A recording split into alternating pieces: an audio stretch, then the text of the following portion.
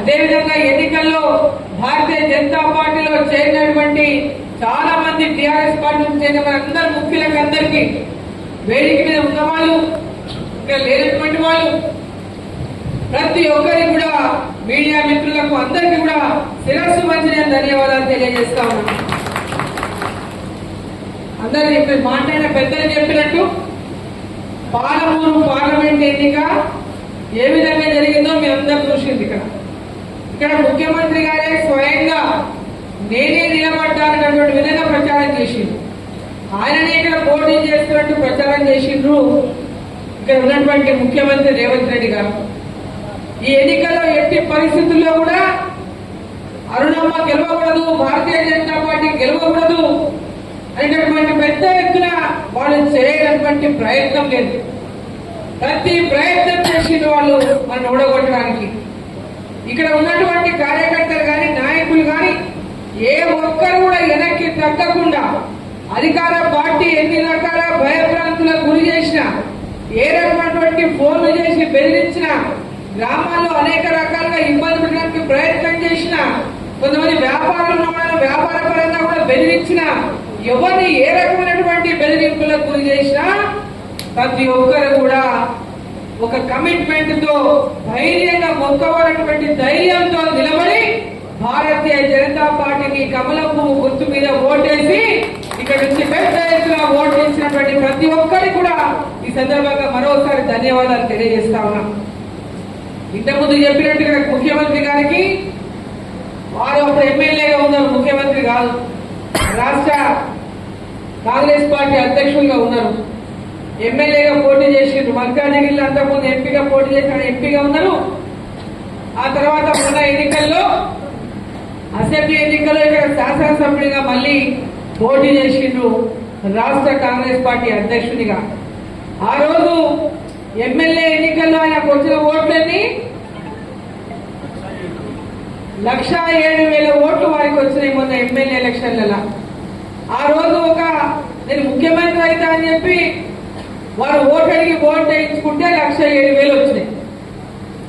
మొన్న ఎలక్షన్లలో parliament election నాటికి ఇక్కడ రేవంత్ రెడ్డి గారు ముఖ్యమంత్రి ఇక్కడ ఓటు అడిగింది. నేను ముఖ్యమంత్రిగా ఉన్నా, కొడంగల్ అభివృద్ధి కావాలి, అరుణమ్మ గెలిస్తే అభివృద్ధి కాదు, నేనుంటేనే అభివృద్ధి అవుతుంది, భారతీయ జనతా పార్టీ గెలిపిస్తే ఉపయోగం లేదనేటువంటి విధంగా ప్రజల్ని ఎన్నో రకాలుగా మభ్యపెట్టేటటువంటి ప్రయత్నం చేసి ఇక్కడ ముఖ్యమంత్రిని ఓడిస్తే, ముఖ్యమంత్రికి తక్కువ ఓట్లు వస్తే, ముఖ్యమంత్రి ఈరోజు మామూలు పార్లమెంట్ ఓడిపోతే, ఆయన ఉన్నటువంటి పార్లమెంట్ ఓడిపోతే ఆయనకు గౌరవం తక్కువ అని చెప్పి ప్రతి ఒక్క చోట కూడా ప్రచారం చేసిండ్రు. నా గౌరవాన్ని తగ్గియకండి. అనేక పాలమూరుకు మొట్టమొదటిసారిగా ముఖ్యమంత్రి పదవి ఎప్పుడో మురుగుల రామకృష్ణరావు గారి తర్వాత మనకి ఇప్పుడు అవకాశం వచ్చింది. ఇప్పుడు కనుక ఈ ఎన్నికల్లో నన్ను ఓడిస్తే మామూలుకే గౌరవం పోతున్న విధంగా మాట్లాడారు. ఆయన ఒక్కరినే గౌరవం కాదు, పాలమూరు దేశంలో ప్రధానమంత్రి నరేంద్ర మోదీ గారు ఉన్నారు. ఇక్కడ పార్లమెంటు సీటు కూడా గెలిపిస్తే పాలమూరుకు గౌరవం దక్కుతుంది. భారతీయ జనతా పార్టీ నుంచి ఇక్కడి నుంచి కూడా పాలమూరు గొంతు పార్లమెంటులో వినిపించే అవకాశం కల్పించండి అంటే ప్రజలందరూ కూడా అవకాశాన్ని కల్పించి అభిమానించి ఆదరించిండ్రు నరేంద్ర మోదీ గారి నాయకత్వంలో ఇక్కడ పార్లమెంటు సభ్యులుగా గెలవాలి. ఈరోజు 62,000 మనకు 63,000 వచ్చినాయి. అంతకుముందు తక్కువ ఓట్ల శాతం. పోయినసారి నేను పోటీ చేసినప్పుడు కూడా ఇక్కడ తక్కువ 40,000 చిల్లర వచ్చినాయి అన్నాడు. ఎమ్మెల్యే ఎలక్షన్లు వచ్చే వరకు ఎందుకు తక్కువ వస్తాయి అంటే మనం క్షేత్రస్థాయిలో బలంగా లేం కాబట్టి, గ్రామీణ ప్రాంతాల్లో భారతీయ జనతా పార్టీ బలంగా లేదు కాబట్టి, ఎప్పుడు ఇక్కడ అధికారంలో లేరు కాబట్టి, గతంలో ఎప్పుడు కూడా భారతీయ జనతా పార్టీ రాష్ట్రంలో అధికారంలో లేదు. స్థానిక సంస్థల ఎన్నికల్లో పెద్ద ఎత్తున మన వాళ్ళకి అవకాశాలు రాలేదు. రూలింగ్ పార్టీ ఎవరు రూలింగ్ లో ఉంటే వాళ్ళకే స్థానిక సంస్థల్లో ఓట్లేసి మా పని కాదేమో, మమ్మల్ని ఇబ్బందులు పెడతారేమో, మమ్మల్ని ఎంఆర్ఓ ఆఫీస్ లో ఇబ్బంది అవుతుంది, పోలీస్ స్టేషన్ లో ఇబ్బంది అవుతుంది, కాబట్టి ఎవరు రూలింగ్ లో ఉంటే వాళ్ళకే ఓట్లు అనేటటువంటి ఒక అలవాటు గ్రామాల్లో పడిపోయింది. ఆ యొక్క లక్ష్యంతోనే ఎవరు రూలింగ్ లో ఉంటే వాళ్ళకి ఓట్లు వేస్తారు, ఎవరు రూలింగ్ లో ఉంటే వాళ్ళకి మొన్నటిదాకా కేసీఆర్ ఉన్నంతకాలం కేసీఆర్ ఓట్లు వేసింది. ఎప్పుడే కానీ ప్రజలు కోరుకోవాల్సింది బలమైనటువంటి ప్రతిపక్షాన్ని కోరుకోవాలి. గ్రామీణ ప్రాంతాల్లో మీకు పనులు జరగాలంటే కేంద్రంలో భారతీయ జనతా పార్టీ అధికారంలో ఉంది.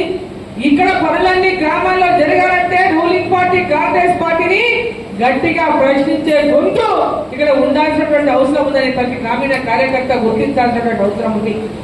స్థానిక సంస్థల్లో ఉన్నటువంటి అనేక సమస్యలు మీరు గొంతు విప్పితే తప్ప పరిష్కారం కావు. రూలింగ్ పార్టీ కాబట్టి వాళ్ళు చేసినా చేయకపోయినా మనం ఇంట్లో భరిద్దాం, అడిగితే మనకు నష్టమవుతుంది, మనకి కష్టమవుతుంది అంటే గ్రామాలు ఎప్పుడు కూడా అభివృద్ధికి నోచుకోవని చెప్పి సందర్భాన్ని నేను తెలియజేస్తా ఉన్నాను.